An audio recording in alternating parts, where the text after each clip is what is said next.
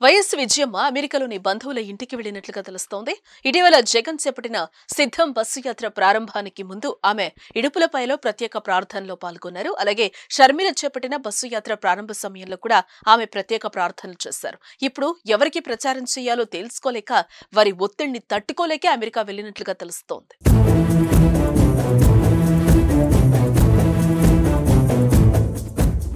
కరవమంటే కప్పకు కోపం, విడవమంటే పాముకు కోపం. ఈ సామెత తెలుసుగా.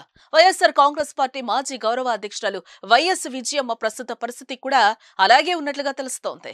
వైఎస్ షర్మిల తెలంగాణలో పార్టీ స్థాపించడంతో ఆమె వెంట విజయమ్మ అడుగులు అడుగు వేసి నడిచారు. కానీ నేడు పరిస్థితి పూర్తిగా మారిపోయింది. అంటే ప్రస్తుతం ఆంధ్రప్రదేశ్లో కొడుకు వైఎస్ జగన్ అధికారంలో ఉన్నారు.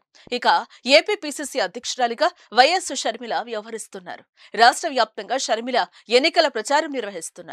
అయితే తన రక్తం పంచుకు పుట్టిన ఈ ఇద్దరు బిడ్డలు ప్రత్యర్థులుగా మారి ఒకరిపై ఒకరు విమర్శనాస్త్రాలు సంధించుకుంటుంటే ఎవరి వైపు ఉండాలో ఆ తల్లికి అర్థం కావటం లేదు.